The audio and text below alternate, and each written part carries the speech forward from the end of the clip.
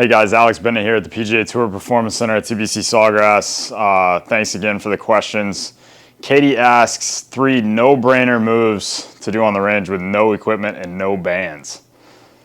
Not a huge fan of that because I think you can bring bands with you pretty much anywhere you go because they're not too big, so it's pretty easy to bring those with you. But if you're in a pinch, say you had to go on I'm gonna assume you went on a trip and you got rental clubs or something like that and you just forgot your bands. That's what we're gonna say to make me feel a little bit better about it. But easy one, so I mean you don't have to have an alignment rod, just use another golf club. So we're just gonna get that left foot up against it, right foot up against it, get 90% of that weight on that front foot, and then we're just rotating over it, and I want you to keep that knee over the foot. Don't let that knee roll out because we're really trying to get that internal rotation warmed up as well as the separation between those hips and shoulders. And you're probably going to feel a little bit of core, and you're most likely going to feel a little bit of stretch on the outside of that right hip and that glute. So we're just going to really rotate into it. Focus on feeling that foot really grip the ground, that big toe stay engaged. That big toe is really important if you want to use that glute properly. And then we'll switch sides. And like I always say, I'm a big fan of doing just at least 1 set of 10. But if you feel like you need more, since you were just traveling, we can do 2 to 3 sets of 10. Do as much as you can with the time you have before you play. And same thing, keep that knee engaged. It's going to feel a little different on that lead side because you're just so used to kind of letting it go. But like I said, we want to increase that internal rotation. We want to feel that core engaged, that big toe down, that glute working. Good. And then, I mean, you'll see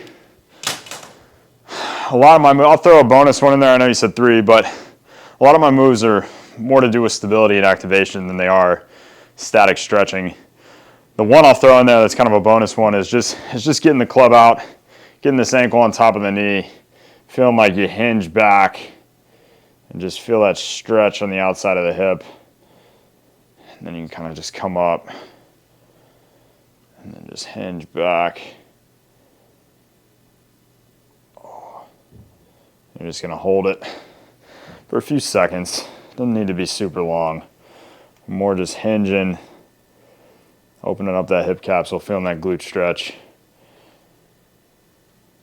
And if you can't keep your balance with a club, grab onto a cart or a bag stand, something a little more sturdy. I like the club because it forces that balance and stability, really forces you to hinge as well. So now we're just going to go single leg, and we're going into back swings. Hopefully I don't hit anything behind me.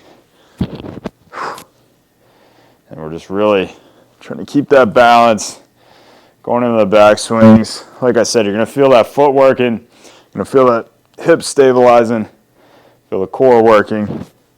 I'm a big fan of the activations and stability and balance before a round than I am just static stretching. It's going to serve you well if you're really trying to create speed and play consistent golf. So we're going to go lefty.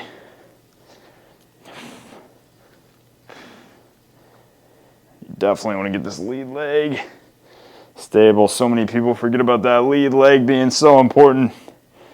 Coming through impact, it's not as passive as most amateurs think it is.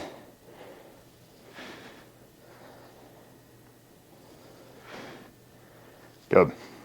And then what we're going to do is when we put the club down, you can reach for it if you want. I'm going to kick my TRX. I knew I would. So now we're just kind of doing an RDL where we just kind of reach across. So we're really getting that hinge into the glute. Get that warmed up. If you suffer from early extension in the swing, feel like your hips get tight, low back gets tight towards the middle of the end of the round, this is a great move to do before you play. Waking up that posterior chain, getting that stability going. It's going to help you a lot in the long run. And we'll switch sides. And like I said, you can do 1 set of 10, you can do 2 sets of 10, you can do 3 sets of 10, whatever you have time for. Obviously, I would like a little more in-depth routine before you play, something 15 to 20 minutes. But answering the question, three go-to moves without any bands. Obviously I gave you 4, so I kind of lied. Oh well. Good. I appreciate the questions. Please keep them coming.